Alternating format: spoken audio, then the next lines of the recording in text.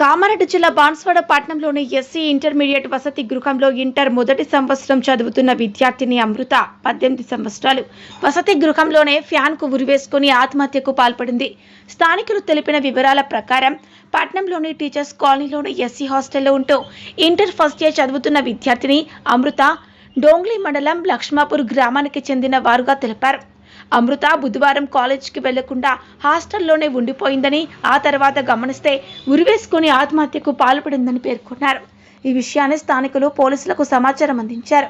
ఈ విషయం తెలుసుకున్న బాన్స్వాడ ఆర్డీఓ రవీందర్ రెడ్డి, డీఎస్పీ విఠల్ రెడ్డిలు సంఘటన స్థలానికి చేరుకొని ఆత్మహత్య గల కారణాలపై విచారణ చేపట్టారు. అయితే రాత్రి నుంచి వసతి గృహ వార్డెన్ పత్తా లేకుండా పోయిందని, ఎన్ని రోజుల నుండి రావటం లేదని తెలపడం లేదని, విద్యార్థిని ఆత్మహత్య చేసుకున్న విషయాన్ని తెలిసి కూడా వసతి గృహానికి రాకపోవడంపై విద్యార్థిని తల్లిదండ్రులు, నాయకులు ఆగ్రహం వ్యక్తం చేస్తున్నారు. డీఎస్పీ, ఆర్డీఓలు విద్యార్థిని మృతికి గల కారణాలపై సమగ్ర విచారణ చేపడతామని హామీ ఇవ్వడంతో టీఆర్ఎస్ నాయకులు ధర్నా విరమించారు.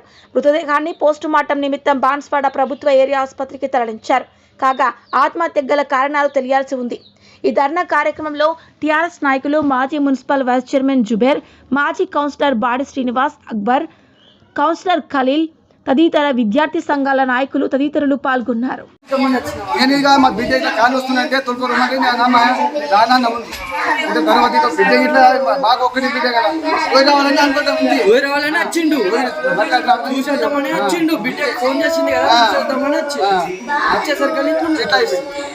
జ్వరం వచ్చింది అని అన్నది.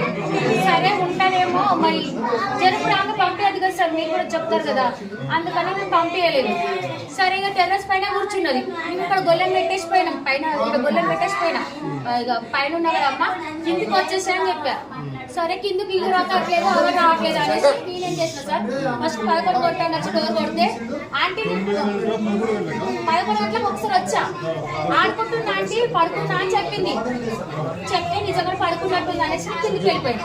నేనేంటి పైకి వెళ్ళి తీస్తాను కానీ చెప్పండి అన్న, తీయట్లేదు అంటే నువ్వు ఒకసారి వచ్చి చూడవా అంటే, నువ్వు డోర్ తీసి చూసి సత్తానంటే ఏమీ లేదు సార్, ఆమె అందులో పడిపోయా ఉన్నట్టుగా ఉంటుంది, ఆనాడినట్టుగా ఉంటుంది. నాకు కనబడ్డది. ఫ్యాన్ వేసుకుంది సార్. వాళ్ళ అమ్మ నాన్నని తీసిరు, వాళ్ళ అమ్మ నాన్న ముట్టుకున్నారు, వాళ్ళ అమ్మ నాన్న ముట్టుకున్నారు, వాళ్ళ తండ్రి తీసిరు, తండ్రి అమ్మనే తీసిరు. కలెక్టర్ రావాలి, కలెక్టర్ రావాలి, కలెక్టర్ రావాలి, కలెక్టర్ రావాలి, కలెక్టర్ రావాలి, కలెక్టర్ రావాలి. తర్వాత వాళ్ళ పేరెంట్స్ ఖచ్చితంగా న్యాయం చేస్తాం. ఆ విషయంలో తీవ్రమైన చర్యలు తీవ్రమైన చర్యలు తీసుకుంటాయి. ప్రభుత్వం నుంచి ఏమై రావాల్సిన ఖచ్చితంగా పేరెంట్స్ అందరూ చర్యలు తీసుకుంటారు.